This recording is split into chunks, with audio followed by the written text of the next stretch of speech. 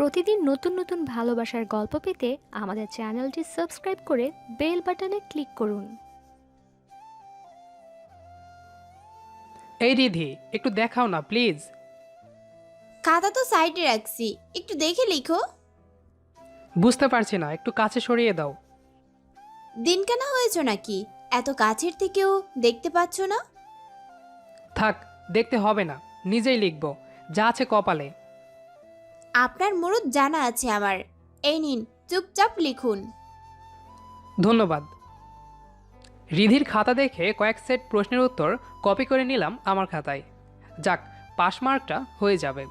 নিজের ঘটের জ্ঞান আর পরে ঘাটের জ্ঞানেই পাশ করে যাব মনে হচ্ছে। ভালোভাবে খাতা জমা দিয়ে আসলাম। রিধিও আসলো আমার পিছু পিছু। এই, তুমি পরীক্ষার হলে এত কথা বলো কেন? এটা বোর্ড পরীক্ষা। যদি খাতা বাতিল করে দেয় তখন কি হবে? আরে দেখতে পারছিলাম না, তাই একটু শুনেছি। কেন? দিন কেনা হয়েছো? বাড়ি যেয়ে কচু শাক খাবা। কখনোই ওই কচু শাক খাবো না। খাবে না? তোমাকে জোর করে খাওয়াবো। মানে, তুমি বাড়ি যাবে? হ্যাঁ, যাব। তোমাকে কচু শাক খাওয়ানোর জন্য। শোনো, আমি কিন্তু পরে তোমাকে তোমাদের বাসায় রেখে আসতে পারবো না। তার দরকার নেই। আজকে আমি ওখানেই থাকবো। কাল একসাথে পরীক্ষা দিতে আসবো। ওহ, ঠিক আছে, চলো। অতঃপর রিধিকে নিয়ে একটা রিকশাতে উঠলাম। কিছুটা পথ আসার পরে আমি বললাম, রিধি, তোমার কাঁধে একটু হাত রাখি। না, চুপ মেরে বসে থাকবা। আচ্ছা। ওপস, আপনাদের তো পরিচয়টা দিলাম না। আমি হলাম তানভীর, আর রিধি হলো আমার রাগী বউ। আমরা দুজনেই ইন্টার পরীক্ষা দিচ্ছি। আমরা দুজন দুই কলেজে পড়তাম, আর ভাগ্যক্রমে রিধির পেছনে আমার সিট পড়েছে।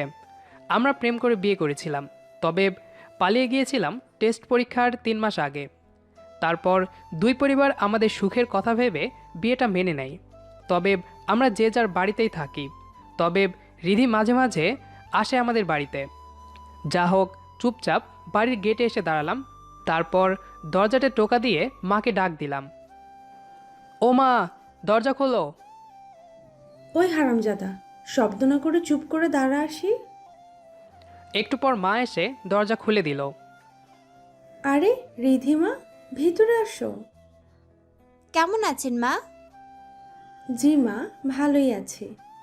তবে মাঝে মাঝে বান্দরটা জ্বালাতন করে। তুমি কেমন আছো?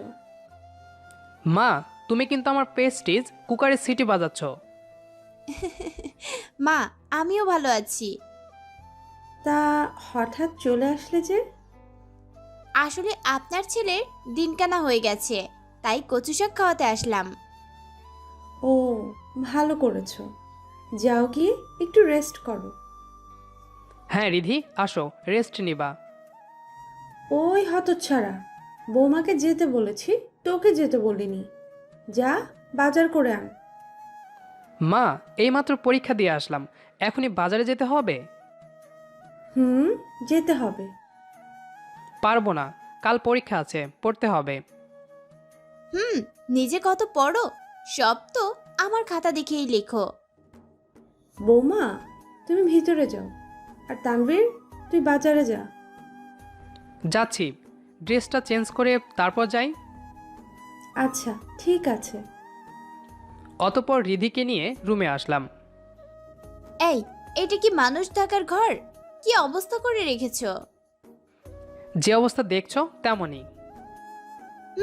এমন অবস্থা কেন রুমের? গুছিয়ে রাখতে পারো না? না, তুমি গোছাও, আমি যাচ্ছি। হুম তারপর ড্রেস চেঞ্জ করে বাজারের দিকে রওনা দিলাম। লিস্ট অনুযায়ী সব কিছুই কিনে বাড়ি ফিরছিলাম। আসার সময় দেখলাম মাঠে ক্রিকেট খেলা হচ্ছে। ব্যাস, বাজার রেখে আমিও খেলায় নেমে পড়লাম। তারপর খেলা শেষে বাড়ি ফিরলাম। ঘরে ঢোকার জন্য দরজাতে টোকা দিতেই মা ঝাড়ু হাতে দরজা খুলে দিল। আমি অবস্থা ব্যাগতিক দেখে দিলাম দৌড়। তারপর বন্ধুদের সাথে আড্ডায় মেতে উঠলাম। সন্ধ্যার দিকে পকেটে থাকা মোবাইলটা চিৎকার করে উঠল। পকেট থেকে ফোন বের করে রিসিভ করলাম। রিধি ফোন দিয়েছে তাই। বলো, কি হয়েছে? কোথায় তুমি? এক্ষুনি বাড়িতে আসো। বাড়ি গেলে মা পিটানি দিবে।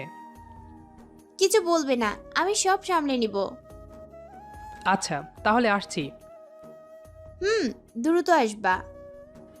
ওকে। কি আর করার, বাড়িতে ফিরতেই হবে, তাই আর দেরি না করে বাড়িতে চলে আসলাম। মা কিছুই বলল না, সোজা নিজের রুমে চলে আসলাম। দেখি রিধি খাটের ওপরে বসে পড়ছে।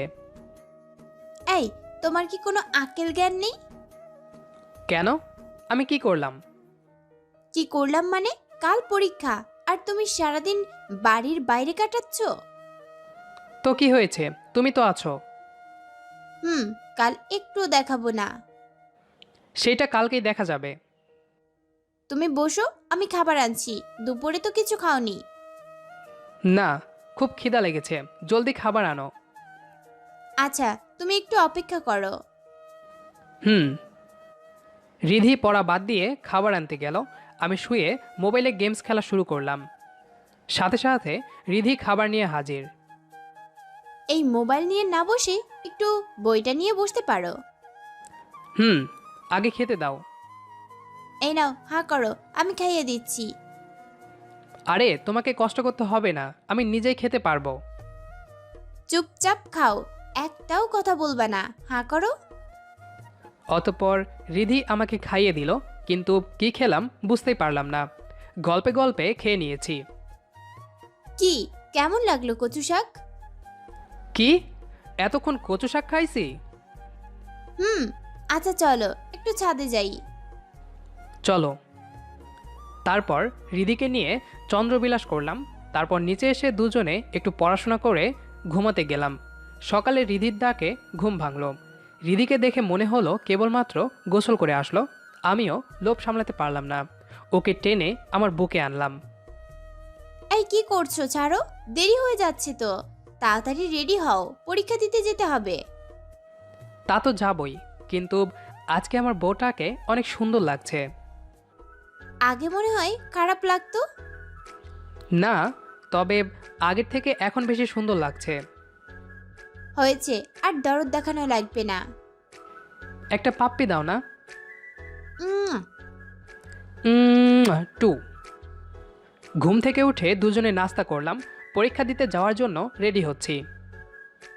ওই, এত সেজেগুজে পরীক্ষার হলে যাচ্ছ নাকি মেয়ে পটাতে? কি বলো, মেয়ে পটিয়ে কি করব? একটাকে তো পটিয়েছি, আর কি দরকার? কি, তুমি ঘরে বউ রেখে আবার অন্য মেয়ের সাথে প্রেম করছো? কই প্রেম করছি? এই যে বললে একটা মেয়েকে পটিয়েছি। আরে আমি তো তোমার কথাই বলেছি। সত্যি তো? একদম সত্যি। মায়ের কাছ থেকে বিদায় নিয়ে রিকশাতে করে দুজনে পরীক্ষা কেন্দ্রে আসলাম। তারপর রিধি ওর বান্ধবীদের সাথে আড্ডা দিতে চলে গেল। আমিও একটা ফ্রেন্ডের সাথে আড্ডা দিতে থাকলাম। প্রাইভেট পড়তাম একসাথে সেই ফ্রেন্ড। বেশ কিছুক্ষণ আড্ডা দেওয়ার পর দেখলাম রিধিরা রুমের দিকে আসছে। তা দেখে আমার ফ্রেন্ড বলে উঠল, দোস্ত, এই মেয়েটার সিট তোর সামনে, তাই না? রিধিকে দেখিয়ে বলল, কেন? না, মেয়েটা কিন্তু হেভি দেখতে। চল কথা বলে আসি। আমার সাথে প্রতি পরীক্ষাতেই কথা হয়, তোর কথা বলতে ইচ্ছে হলে তুই যা। সত্যিই যাব? ইচ্ছে হলে যেতে পারিস। আচ্ছা, গেলাম তাহলে। আরে বেটা, এত জিজ্ঞাস কেন, যা। অভিকে ঠেলে পাঠিয়ে দিলাম। যাক, বেটা একটু ঝাড়ি খেয়ে আসুক।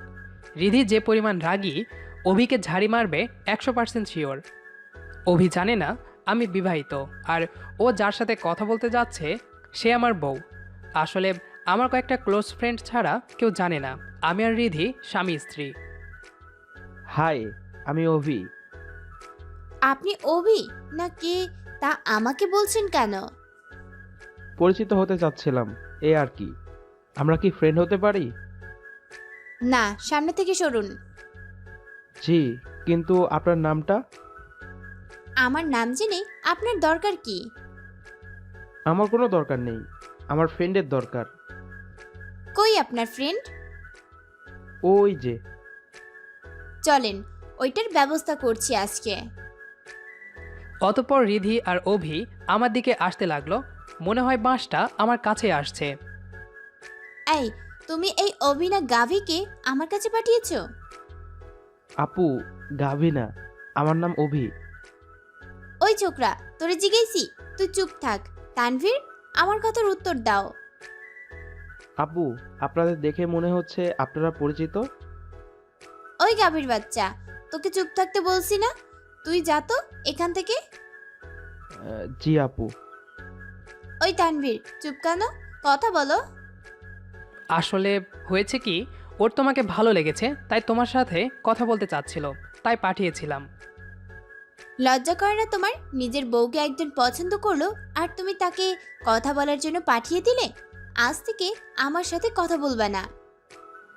বাবু রাগ করো না, আমি তো ওকে একটু বকা খাওয়ার জন্য পাঠিয়েছিলাম। আর একটাও কথা বলবে না। যা, চলে গেল। ধ্যাত, কি করতে চাইলাম আর কি হলো? একজনকে বাঁশ দিতে গিয়ে নিজেই বাঁশ খেলাম। আজকে আর প্রশ্নের উত্তর দেখাবে না, এইটা আমি শিওর। তবে আজ তেমন সমস্যা নেই। কাল রাতে রিধি জোর করে অনেক রাত পর্যন্ত পড়িয়েছে। আশা করি আজকে নিজেই লিখতে পারবো। যা হোক, অতপর পরীক্ষা শুরু হলো। প্রশ্ন আজকে সহজ লাগছে। যাক, বাঁচা গেল। আজকে কারো খাতা না দেখেই লিখেছি। বেশ ভালোই পরীক্ষা দিলাম। তারপর সোজা বাড়িতে। রিধির সাথে পরীক্ষার পরে আর কথা বলিনি, কারণ ওর সাথে কথা বলতে গেলে চর বসিয়ে দিত। তাই মান সম্মান পকেটে নিয়েই চলে এসেছি। বাড়িতে এসে ফ্রেশ হয়ে টিভি দেখলাম প্রায় 2 ঘন্টা। তখন খবরে দেখালো ভূগোল দ্বিতীয় পত্র পরীক্ষা কাল হবে না। তাই তাড়াতাড়ি ফোনটা হাতে নিলাম, কারণ রিধিকে জানাতে হবে। পরীক্ষা চলাকালীন সময় রিধি টিভি দেখে না, শুধু ফোন ইউজ করে কথা বলার জন্য। প্রথম 2 বার ফোন দিলাম, ধরলো না। তৃতীয়বার ধরেই ঝাড়ি দিল। ফোন দিয়েছো কেন? বলেছি না আমার সাথে কথা বলবে না। একটা দরকারি ফোন দিয়েছি। কি দরকার? তাড়াতাড়ি বলে ফোন রাখো। কালকে পরীক্ষা হবে না, কালকের পরীক্ষা পিছিয়ে দিয়েছে। এই, ফাজলামো করতে ফোন দিছিলে? ফাজলামো না, সত্যি কথা। চুপ করো ফাজিল কোথাকার, শুধু শুধু সময় নষ্ট করলে। ফোনটা কেটে দিল। মানুষের উপকার করতে নেই, শুধু শুধু ঝাড়ি মারল। না বলাই ভালো ছিল। ফোনটা পাশে রেখে আবার টিভি অন করলাম, কারণ কালকে পরীক্ষা নেই। যাক, ভালোই হয়েছে, আজকে একটু আইপিএল দেখতে পারবো। হঠাৎ করে পাশে থাকা ফোনে গান বেজে উঠল। রিধি ফোন দিয়েছে। সাথে সাথে ফোন রিসিভ করলাম। বাবু, আই এম সরি, আমি না বুঝে তোমাকে বকা দিছি, প্লিজ রাগ করো না। হুম। এই, তুমি আজ আমার খাতা থেকে কিছু দেখলে না কেন? আমি নিজেই পারছিলাম, তাই দেখি নাই। বাবু, তুমি কি রাগ করে আছো এখনো? না। তাহলে অল্প কথা বলছো কেন? কথা বেশি বললেও দোষ, কম বললেও দোষ। তোমার সময় নষ্ট হচ্ছে, ফোন রাখো। এই, বললাম তো সরি, তাও কেন এমন করছো? এই এক কাজ করি, কাল তো বন্ধ, তাহলে বিকেলে একটু ঘুরতে যাই। তো যাও, বারণ করেছে কে? তুমি তাহলে বিকেলে আমাদের বাড়িতে চলে আসবা। আচ্ছা, আসবো। কি আর করব, রিধির সাথে ঘুরতে ভালোই লাগে, তাই আর না করলাম না। যাক, রাগের অভিনয়টা কাজে দিয়েছে। বিকালে রেডি হয়ে শ্বশুরবাড়ির সামনে হাজির। আমাদের বাড়ি থেকে রিধিদের বাসায় যেতে 15 মিনিট লাগে। ওদের বাসা শহরে আর আমাদের বাসা গ্রামে। রিধিদের বাসার নিচ থেকে ওকে ফোন দিলাম। হ্যালো রিধি, তুমি কই? এই তো বাসাতে, তুমি কই? এই তো তোমার বাসার নিচে দাঁড়িয়ে আছি। বাসার নিচে কেন? ভিতরে আসো। আর আমার একটু সময় লাগবে, ভিতরে এসে বসো। আচ্ছা, আসতেছি। অতঃপর রিধিদের বাসাতে প্রবেশ করলাম। সাথে সাথেই শাশুড়ির সাথে দেখা হয়ে গেল। শাশুড়িকে দেখলে মনে হয় রিধির বড় বোন, কারণ আমার শাশুড়ি এখনও জোয়ান। রিধি তাদের একমাত্র মেয়ে। বাবা কেমন আছো? ভেতরে এসো। জি, আমি ভালো আছি। আপনি কেমন আছেন? এই তো চলছে। তোমরা কি কোথাও যাবে? জি, একটু বাইরে ঘুরতে যাব। ও আচ্ছা, যাও রিধির রুমে গিয়ে বসো। রিধি কি ভেতরে আছে? ওর রুমেই আছে। আচ্ছা। শাশুড়ি আম্মার থেকে বিদায় নিয়ে রিধির রুমের সামনে আসলাম। দরজাতে হালকা টোকা দিয়ে জিজ্ঞেস করলাম, রিধি, ভেতরে আসতে পারি? আসো। নিজের বউয়ের রুমে আসতে অনুমতি লাগে? অবশ্যই লাগে। বুঝেছি মশাই, একটু বসুন। আমার প্রায় হয়ে গেছে। এত সেজে কি হবে, তাড়াতাড়ি করো। আরেকটু। রিধি আমাকে একটু সময়ের কথা বলে পাক্কা 15 মিনিট বসিয়ে রাখলো। আটা, ময়দা, সুজি, সোয়াবিন তেল সব কিছু গালে ঘষলো। তারপরও ভালোই লাগছে। আমার হয়ে গেছে। এবার চলো বেরিয়ে পড়ি। চলো, কিন্তু কোথায় যাবে? চলো আশেপাশে কোনো একটা পার্কে ঘুরে আসি। ওকে। অতঃপর রিধিকে নিয়ে নলডাঙ্গা রাজবাড়ি রিসোর্টে চলে আসলাম। পার্কটা নতুন, তবে অনেক সুন্দর। বেশ কিছুক্ষণ ঘুরে দেখলাম। এই চলো ঝালমুড়ি খাই। আচ্ছা চলো। আমাদের এখানে ঝালমুড়িটা খুব ভালো তৈরি করে, আর আমার আর রিধির দুজনেরই ঝালমুড়ি প্রিয় খাবার। হঠাৎ করেই মাথার যন্ত্রণা শুরু হলো আমার। এটা বেশ পুরাতন রোগ। রোদে ঘুরলে বা বৃষ্টিতে ভিজলে রোগটা চেপে বসে। প্রচণ্ড মাথা ব্যথা শুরু হবে বুঝতে পারলাম, তাই রিধিকে বাড়িতে ফিরে আসার কথা বললাম। রিধি, অনেক ঘুরেছি, চলো বাসাতে যাই। ওই দিকটা এখনো যাইনি, চলো ওই দিকটা দেখে চলে যাব। অন্য একদিন আসবো, এখন চলো ফিরে যাব। আচ্ছা চলো। কিছুই করার নাই আমার। বেশিক্ষণ থাকলে হয়তো অজ্ঞান হয়ে যাব, তাই দ্রুত রিক্সা নিয়ে বাড়ির দিকে রওনা দিলাম। কিন্তু মাথা ব্যথা ক্রমশ বাড়তে থাকলো। রিধিদের বাসার সামনে আসার পর রিক্সা থামলো। ঠিক তখনই মাথার ভেতর চক্কর দিল। তারপর আর কিছু মনে নাই। তারপর যখন জ্ঞান ফিরল, দেখলাম একটা নরম বিছানাতে শুয়ে আছি, কিন্তু এটা আমার ঘর না। পাশেই খেয়াল করলাম রিধি বসে বই পড়ছে। আমি একটু উঠে বসার চেষ্টা করলাম, কিন্তু পারলাম না। মাথাটা প্রচণ্ড ভারী লাগছে। আই, উঠতে হবে না, শুয়ে রেস্ট করো। আমি এখানে কেন? বাড়ি ফেরার সময় আমাদের বাড়িতে আসার পর তুমি অজ্ঞান হয়ে রিকশায় পড়ে গেছিলে। ওহ, আচ্ছা বাড়ি যেতে হবে, মা টেনশন করবে। আমি মাকে ফোন করে জানিয়ে দিয়েছি। আচ্ছা। কি হয়েছিল তখন? একটু মাথা যন্ত্রণা করছিল। তা আমাকে বললে কি হতো? ভেবেছিলাম ঠিক হয়ে যাবে, তাই শুধু শুধু টেনশন বাড়াতে চাইনি। হ্যাঁ, আমি তো তোমার কে যে আমাকে বলবা? আরে এমনটা নয়। বুঝেছি। কেমন? পাশে দুধের গ্লাস রাখা আছে, খেয়ে চুপচাপ ঘুমাও। আচ্ছা ঠিক আছে। রিধি দুধের গ্লাসটা আমার দিকে এগিয়ে দিল। দুধ হচ্ছে আমার প্রিয় খাবারের ভেতর অন্যতম, তাই এক চুমুকেই পুরো 1 গ্লাস দুধ সাভার করে দিলাম। এইবার চুপচাপ শুয়ে থাকো, আমি মাথা টিপে দিচ্ছি। না থাক, তুমি পড়ো। চুপ থাকবে একদম। আচ্ছা। অতঃপর রিধি আমার পাশে বসলো। তারপর বইটা আমার বুকে রেখে মাথা টিপছে, সাথে বই পড়ছে। আমার খুব ভালোই বোধ হচ্ছে, আর রিধির দিকে তাকিয়ে আছি। এই, ওইভাবে তাকিয়ে আছো কেন? তোমাকে দেখছি। অত দেখতে হবে না, আমার লজ্জা লাগছে। ঠিক আছে, দেখব না। ওই, দেখবা না কেন? 100 বার দেখবা। তুমি তো এইমাত্র দেখতে বারণ করলে। আমি বারণ করেছি বলে দেখবা না? আছে তো। বলেই বুক থেকে বইটা সরিয়ে রিধিকে বুকের মাঝে চেপে ধরলাম। এই কি করছো? ছাড়ো, কেউ দেখে ফেলবে। দেখলে দেখবে, এটা আমার অধিকার। ও তাই? হুম। বেশ কিছুক্ষণ থাকার পর শাশুমা খেতে ডাকলো। দুজনে খেতে গেলাম। খাওয়া দাওয়া শেষে আবার রুমে আসলাম দুজনে। তারপর রিধি আবার বই নিয়ে বসলো। আমি ওর পাশে শুয়ে পড়লাম। এই রিধি, বই রেখে একটু আমার পাশে আসো, একটু গল্প করি। তোমার সাথে গল্প করলে পড়া কে পড়বে শুনি? আহাব, কালকে তো বন্ধ, শুধু আজকের রাতটা পড়া বন্ধ রাখো। কালকে তো আমি আর থাকবো না। আচ্ছা ঠিক আছে। অতঃপর রিধি বই রেখে আমার পাশে এসে শুয়ে পড়ল। আমিও ওকে জড়িয়ে ধরলাম। তারপর একটা শান্তির ঘুমে হারিয়ে গেলাম। সকালে প্রথমে আমার ঘুম ভাঙল, দেখি রিধি এখনও আমাকে জড়িয়ে ধরে আছে।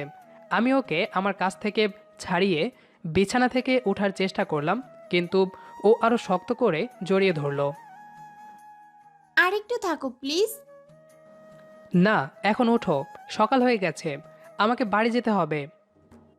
ধ্যাত, আজকে এত তাড়াতাড়ি সকাল হলো কেন?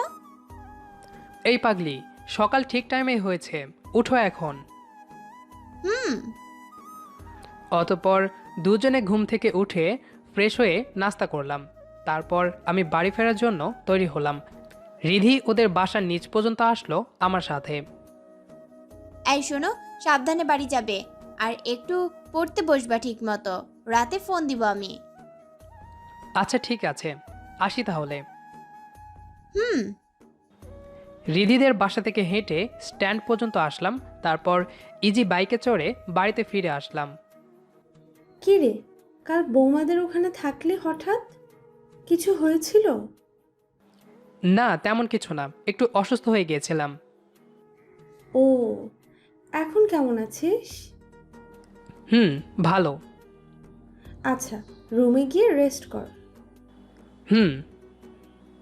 অতঃপর নিজের রুমে গিয়ে রেস্ট নিলাম। ঘুম ভেঙে দেখলাম রাত হয়ে গেছে। যেহেতু কাল পরীক্ষা, তাই ফ্রেশ হয়ে বই নিয়ে পড়তে বসলাম।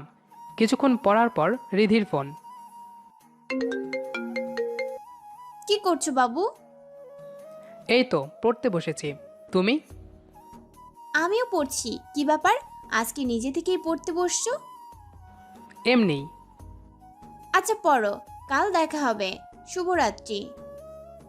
হুম, বাই, শুভরাত্রি। অতঃপর পরের দিন মা ঘুম থেকে ডেকে তুলল। ঘুম থেকে উঠে ফ্রেশ হয়ে একটু বই নিয়ে বসলাম। এখন বুঝতে পারছি নিজের জ্ঞান থেকে লিখতে কতটা ভালো লাগে। সেদিন রিধি যদি জোর না করে পড়াতে বসাতো, তাহলে হয়তো এই বিষয়টা উপলব্ধি করতে পারতাম না। যা হোক, পরীক্ষার টাইম হওয়াতে তাড়াতাড়ি রেডি হয়ে নাস্তা করে কলেজে আসলাম। দেখি কলেজ গেটে রিধি দাঁড়িয়ে আছে। কি ব্যাপার, গেটে দাঁড়িয়ে আছো কেন, ভেতরে না গিয়ে? তোমার জন্য অপেক্ষা করছিলাম। ওহ, আচ্ছা চলো। হুম। শরীর কেমন এখন? আগের থেকে অনেক ভালো। আচ্ছা, আমি ওই দিকটায় আছি, সমস্যা হলে আমাকে ডেকো। আচ্ছা। অতঃপর দুজন দুদিকে চলে আসলাম। আজকে আর কারোর সাথে কথা বললাম না। চেঁচামেচি ভালো লাগছে না, তাই নিজের ছিটে এসে বসলাম। যথাসময়ে পরীক্ষা শুরু হলো। আজকেও ভালোই কমন বেঁধেছে, তাই নিজের মতো লিখে পূর্ণ সময়ের আগেই খাতা জমা দিতে উঠলাম। তখনই রিধি বলল, বাসায় যাইও না, বাইরে দাঁড়াও, কথা আছে। আচ্ছা ঠিক আছে। অতঃপর খাতা জমা দিয়ে বাইরে অপেক্ষা করছিলাম। পরীক্ষা শেষের বেল বাজার পর রিধি আমার কাছে আসলো। কি ব্যাপার, আজ এত দেরি হলো কেন? এমনিতেই। আচ্ছা, তোমার কি হয়েছে একটু বলবা? আমার আবার কি হবে? কিছুটা একটা হয়েছে। যে ছেলে প্রত্যেকটা পরীক্ষায় আমার খাতা দিকে লিখে, আর সে এখন পরীক্ষা চলাকালীন আমার দিকেও তাকায় না। এই, তুমি কি সেদিনের জন্য রেগে আছো? আরে না, এমনি আজকে কমন এসেছিল। সত্যি বলতে নিজে থেকে পরীক্ষা দিতে ভালোই লাগছে, তাই বাড়িতে পড়ছি। এজন্য শোনার প্রয়োজন পড়ছে না। তবুও তুমি আমার কাছ থেকে শুনবা। কি করে শুনবো? বাকি পরীক্ষা তো আমাদের আলাদা বিষয়ে। ধ্যাত, আচ্ছা চলো তো বাসাতে। চলো। অতঃপর আমি আর রিধি একই রিকশাতে বাসায় ফিরলাম। রিধি ওদের বাড়িতে নামলো আর আমি বাড়িতে চলে আসলাম। বাড়িতে এসে ফ্রেশ হয়ে রেস্ট নিলাম। কয়েকদিন পর রিধির পরীক্ষা শেষ, আমার আর একটা বাকি, আর সেইটা আগামীকাল। সেজন্য পড়ছিলাম। এর মাঝে রিধির ফোন আসলো, তাই ফোনটা রিসিভ করলাম। হ্যালো। হ্যাঁ, আমার বরটা কি করছে এখন? পড়তেছি। আমার বউটা কি করছে? তোমার বউটা এখন রান্না করছে আর তার বরের সাথে কথা বলছে। ওহ, তা আমার বউটা কি রান্না করছে শুনি? ইলিশ মাছ ভাজি আর আলু পোস্ত। আহ, জিহ্বাতে জল চলে এসেছে, খুব লোভ হচ্ছে খেতে। তাই তাহলে চলে আসো, খেয়ে যাও। না, এত রাতে আর যাচ্ছি না, তাছাড়া কালকে আবার পরীক্ষা। আরে আসো তো, খেয়ে যাও। তোমার খেতে ইচ্ছে করছে যখন, তাহলে আসো, আমরা একসাথে খাবো। না থাক, রাতের বেলা আর যাচ্ছি না। এই, তুমি যদি না আসো তাহলে কিন্তু আমি খাবো না। এখন ভেবে দেখো কি করবা। এই পাগলি, জেদ করো না। এত রাতে কি যাওয়া সম্ভব? আর এত রাতে তোমাদের বাসায় গেলে মানুষ কি ভাববে? নিজের শ্বশুরবাড়ি যখন খুশি তখন আসবে, এতে মানুষের যা ভাবার ভাববে। এখন বলো আসছো কি না। এই, না গেলে হয় না? কাল পরীক্ষা আছে, এত রাতে যে আবার ফিরে আসাটা একটু সমস্যা না? এক কাজ করো, বই আর অ্যাডমিট কার্ড নিয়ে চলে আসো। সকালে এখান থেকেই পরীক্ষা দিতে চলে যেতে পারবে। আসতেই হবে? হুম, আসতে হবে, খুব ক্ষুধা লেগেছে, তাড়াতাড়ি আসো, একসাথে খাবো। আচ্ছা। অতঃপর রিদিদের বাসায় যাওয়ার জন্য রেডি হয়ে নিলাম। তাড়াতাড়ি ওদের বাসায় যেতে হবে, না হলে রিধি না খেয়ে বসে থাকবে। কিন্তু এই রাতে গাড়ি পাওয়া খুব কষ্ট। মা, ও মা, কি হয়েছে? ডাকছিস কেন? শোনো, আমি রিদিদের বাসায় যাচ্ছি, রাতে ফিরবো না। এই রাতের বেলা বৌমাদের ওখানে কি করতে যাচ্ছিস? কোনো সমস্যা? সমস্যা নয়, এমনি রিধি যেতে বলেছে তাই যাচ্ছি। আচ্ছা, সাবধানে যাস। হুম। মায়ের কাছ থেকে বিদায় নিয়ে গাড়ির জন্য অপেক্ষা করতে থাকলাম, কিন্তু দীর্ঘক্ষণ অপেক্ষা করার পরও গাড়ি পেলাম না। তাই বাধ্য হয়ে সাইকেল নিয়ে বেরিয়ে পড়লাম। অর্ধেক পথ আসার পর একটা গাড়ি আমাকে ধাক্কা দিয়ে চলে গেল। পিচ রাস্তার ওপরে পড়ে যাওয়াতে হাত পা বেশ খানিকটা কেটে গেল। সেই অবস্থায় রিদিদের বাসাতে চলে আসলাম। দরজাতে টোকা দিতেই শাশুমা দরজা খুলে দিলেন। আমি যতবার এখানে এসেছি ততবারই ইনি দরজা খুলে দিয়েছেন। বাবা, আসছো তুমি? রীতি সেই কখন থেকে না খেয়ে বসে আছে তোমার সাথে একসাথে খাবে বলে। ওহ, কথাটা বলেই আমি ভেতরে ঢুকলাম। এবার শাশুমা আমার দিকে খেয়াল করলেন। এ কি, তোমার হাত পা কাটলো? এই, এসব কিভাবে হলো? আসার সময় রাস্তার একটা গাড়ির সাথে ধাক্কা লেগেছিল। ও, অনেকটা কেটেছে। রিধিমা, ওকে তোমার রুমে নিয়ে গিয়ে মেডিসিন লাগিয়ে দাও। আচ্ছা মা।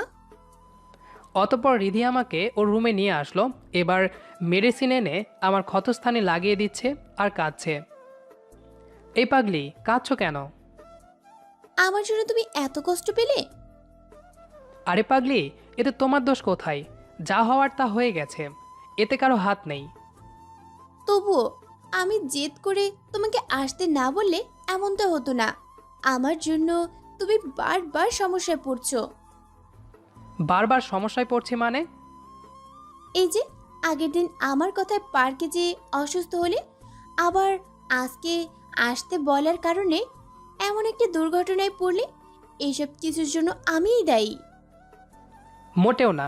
আচ্ছা বাদ দাও, ক্ষুধা লেগেছে, খেতে চলো।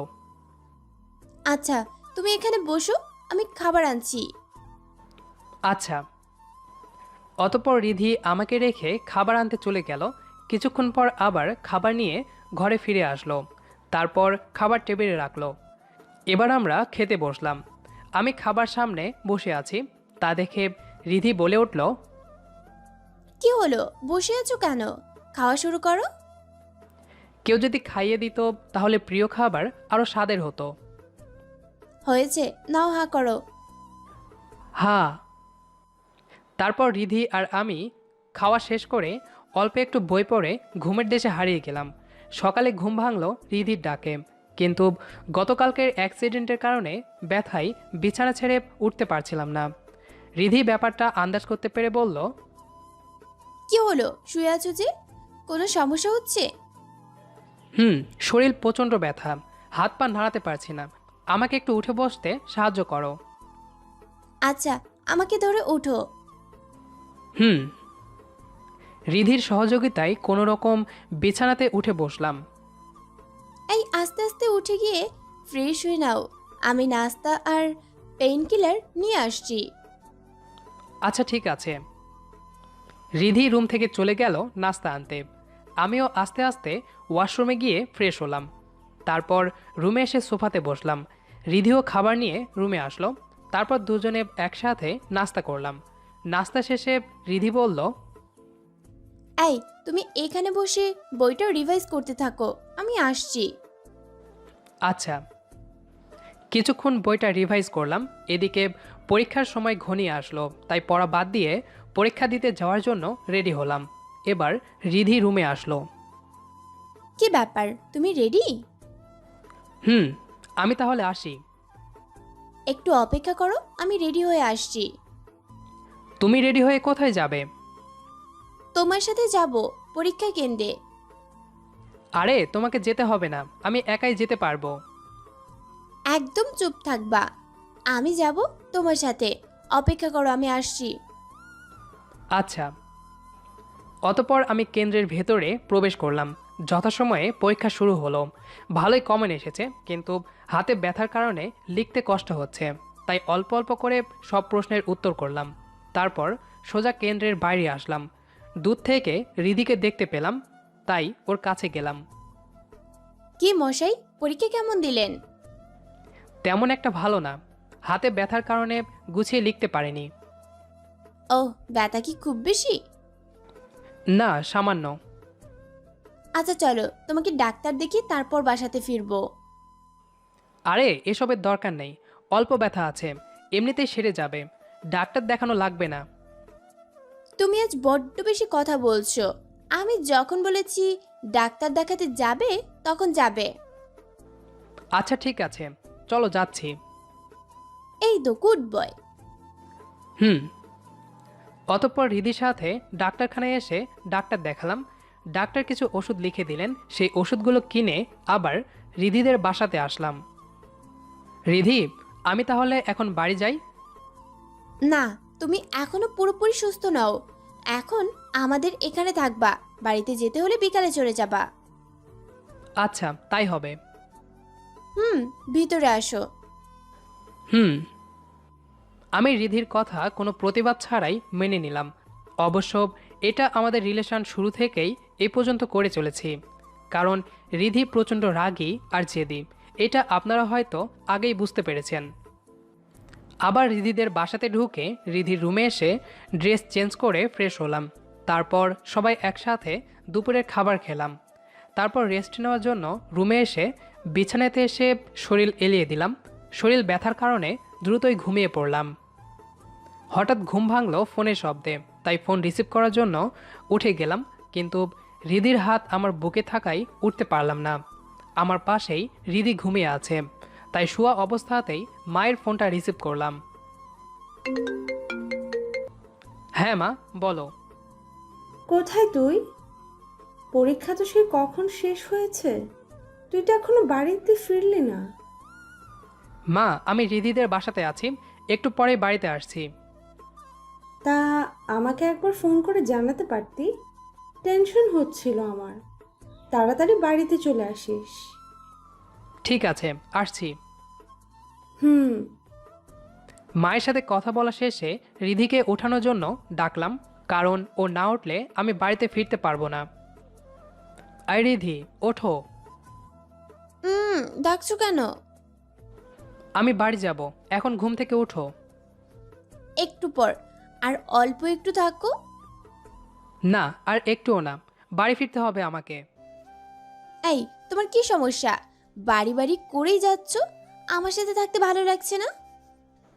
মা ফোন করেছিল, বাড়িতে ফিরতে বলেছে। তাছাড়া বাড়িতে মা একা থাকে, তাই সবসময় এখানে থাকলে মায়েরও একা একা লাগে। উপস, সরি বাবু, আমি বুঝতে পারিনি।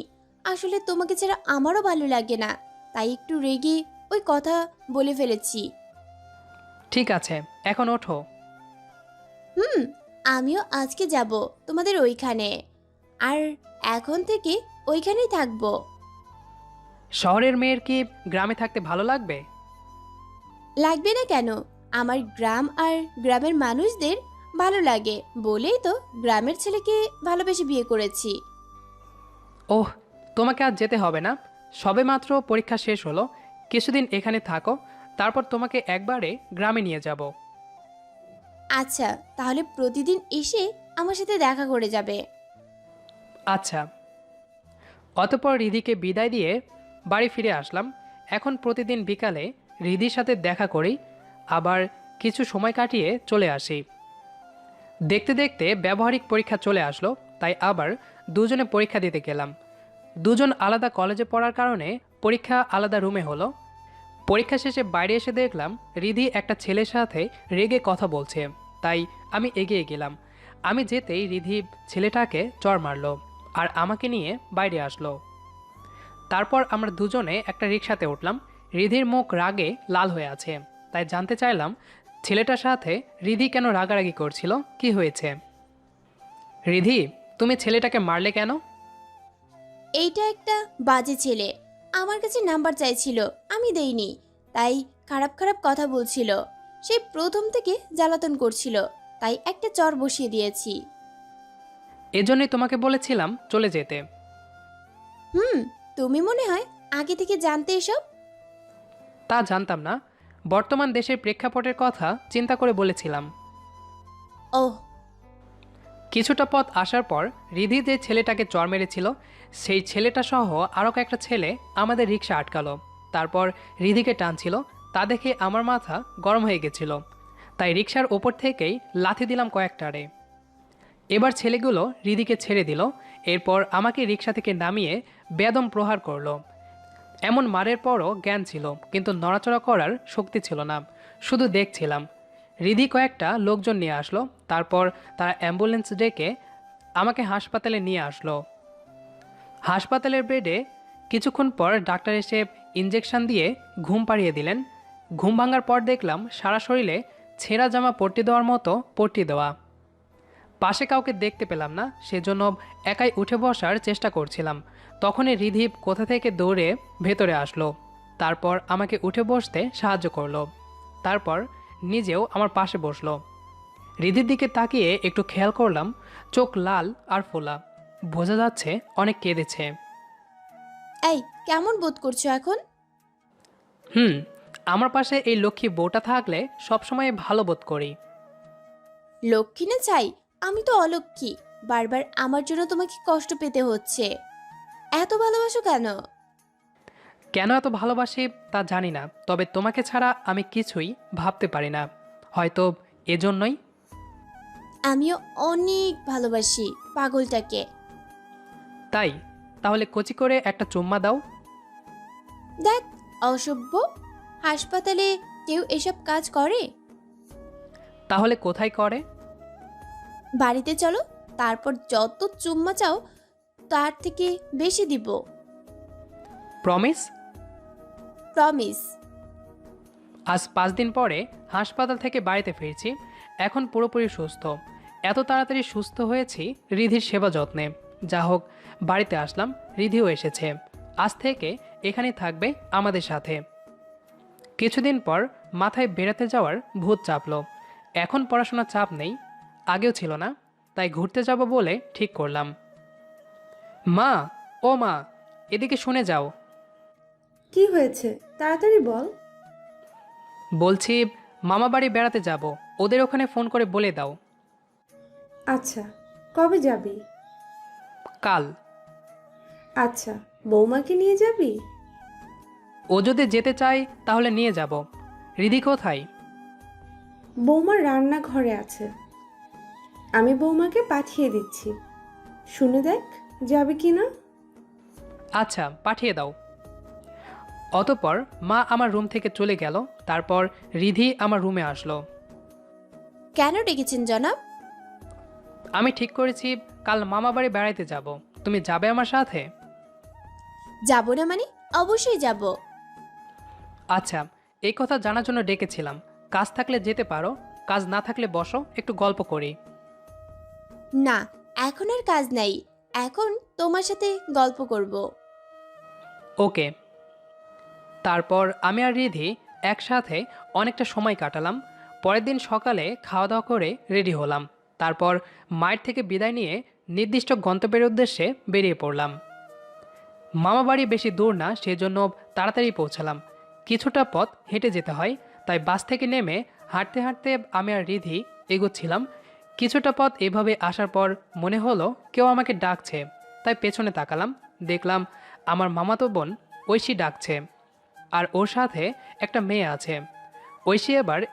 ঐশী এবার নবম শ্রেণীর ছাত্রী। আমরা ঐশীকে দেখে দাঁড়িয়ে গেলাম। তারপর ঐশী আর ওর সাথে থাকা মেয়েটা আমাদের কাছে আসলো। ভাইয়া কেমন আছিস? ভাবি তুমি কেমন আছো? আমি হলাম ভাইয়ার মামাতো বোন। ও, আমরা ভালো আছি। তুমি কেমন আছো? আমিও ভালো আছি। ভাইয়া দেখ তো ওকে চিনতে পারছিস কি না? না, ঠিক মনে করতে পারছি না। কে ইনি? ভুলে গেছিস? এই সেই তিথি, তুই যার ক্রাশ ছিলি। ওহ, মনে পড়েছে। কেমন আছো তিথি? বেচারি কেমনে ভালো থাকবে বল? তুই ওকে প্রেমের আগেই ছ্যাঁকা দিয়ে দিছিস। মানে? তুই ওকে রেখে বিয়ে করে ফেলেছিস। ওহ।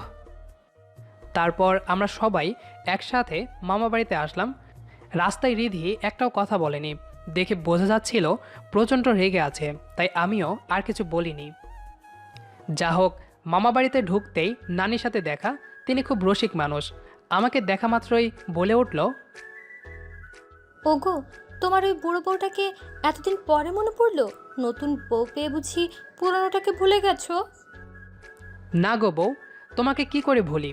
তুমি তো আমার প্রথম ভালোবাসা, তাই তো তোমাকে দেখতে চলে এলাম। তাই বুঝি? এত ভালোবাসা? হুম। শুধু আমাকে ভালোবাসলে হবে? আমার সতীনটাকেও তো একটু ভালোবাসতে হবে। দুজনকেই অনেক ভালোবাসি। যাও, এবার তোমরা ফ্রেশ হয়ে নাও। ওকে। অতপর আমরা ফ্রেশ হয়ে খাওয়া দাওয়া করলাম। তারপর রুমে এসে দুজনে বিশ্রাম নেওয়ার জন্য শুলাম। এখানে আসার পর থেকে রিধি আমার সাথে একবারও কথা বলেনি। এই রিধি, কথা বলছো না কেন? কি হয়েছে? আমি কথা না বললে কি হয়েছে? দিদি তো কথা বলছে, যাও ওর সাথে কথা বলো। ও তো আমার থেকে সুন্দর, শুধু শুধু আমাকে কেন বিয়ে করলে? দেখলাম তো, ওকে পেয়ে আমার দিকে একবারও ফিরে তাকালে না। আরে পাগলি, শুধু শুধু রাগ করছো তুমি। মেয়েটা অনেক ভালো, তাছাড়া অনেকদিন পর দেখা, তাই একটু কথা বলেছি। অনেকদিন পর পুরনো প্রেম আবার জেগে উঠেছিল। রিধি, এবার কিন্তু বেশি হয়ে যাচ্ছে। ওর সাথে আমার কোনো প্রেম ছিল না, শুধু ও আমাকে পছন্দ করত। থাক, আমাকে আর বোঝাতে হবে না। তুমি তো বেশিই বুঝো। বলেই বিছানা ছেড়ে উঠে চলে আসলাম, কারণ ওর সাথে থাকলে ঝগড়া শুরু হয়ে যেত। পাগলিটা আমাকে অনেক বেশি ভালোবাসে বলেই এত সন্দেহ করে। যা হোক, সারা বিকেল ঘুরে সন্ধ্যায় আবার বাড়িতে ফিরে আসলাম। রুমে এসে দেখি ঐশী আর রিধি বসে গল্প করছে। আমাকে দেখেই ঐশী বলল, ভাইয়া কোথায় গেছিলে?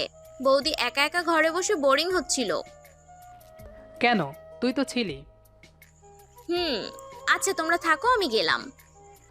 তোকে কোথাও যেতে হবে না, তোরা গল্প কর, আমি চলে যাচ্ছি। বলেই ছাদে চলে আসলাম। বেশ কিছুক্ষণ থাকার পর কেউ আমাকে জড়িয়ে ধরলো।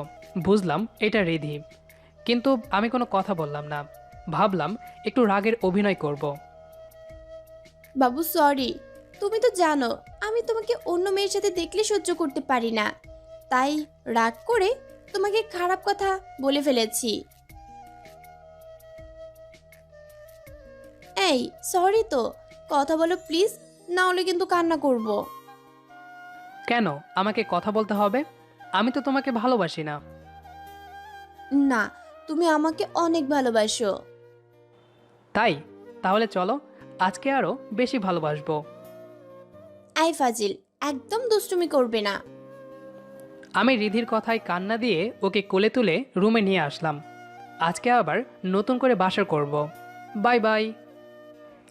গল্পটি কেমন লেগেছে কমেন্ট করে জানাবেন, আর নিয়মিত এরকম গল্প শুনতে চ্যানেলটি সাবস্ক্রাইব করে আমাদের সাথেই থাকবেন। ধন্যবাদ সবাইকে।